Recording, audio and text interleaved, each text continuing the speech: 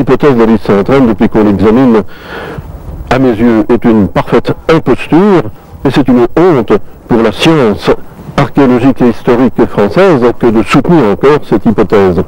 Je sais bien qu'un nombre de plus en plus grand de gens s'en rendent compte et le disent, mais le disent tout bas. Moi je le dis tout haut parce que c'est vrai.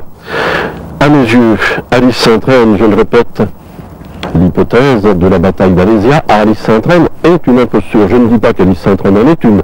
C'est une ville gallo-romaine intéressante, pas trop importante d'ailleurs, mais qui a bénéficié de l'erreur qui a été commise sur son nom depuis l'époque de Napoléon III, et ma foi, tant mieux pour elle. Comment peut-on imaginer que sur ce oppidum de 97 hectares ait pu tenir pendant un certain temps les 80 000 fantassins de Vercingétorix, sans parler au début de ces 10 ou 15 000 cavaliers, sans parler des Mandubiens qui étaient les habitants du lieu, sans parler de ce qu'était la disposition elle-même de la ville qui était là avant que n'y vienne l'armée gauloise pour s'y retrancher, sans parler des pâturages qui étaient nécessaires aux animaux, sans parler des animaux eux-mêmes, dont César nous dit que Vercingétorix avait pris soin d'en faire entrer dans l'oppidum en prévision d'un siège très long.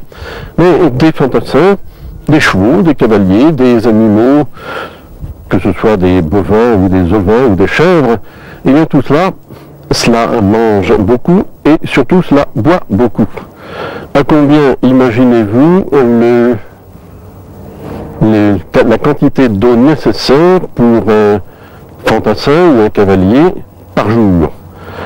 C'est entre 2 et 3. 3 d'ailleurs, ce n'est pas de trop. 80 000 fantassins, faites le compte, plus les 15 000 cavaliers, plus les Mandubiens eux-mêmes et les animaux.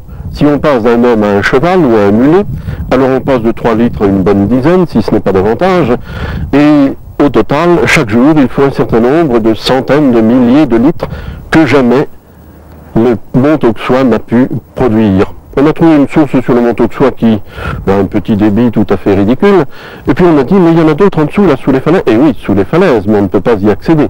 Et même en faisant le total du débit des sources que l'on a indiquées, il est clair que si vraiment ce siège avait eu lieu dans les conditions que César nous décrit à Alice Saint-Traine, il n'aurait pas duré plus de 4 jours parce que, tout simplement, les Gaulois et tous leurs animaux seraient morts de soif. D'ailleurs, tous les historiens sont d'accord pour dire que cette bataille a dû avoir lieu en Séquanie, où se trouvait la ville d'Alésia. La Séquanie, c'est le Jura, c'est la Franche-Comté.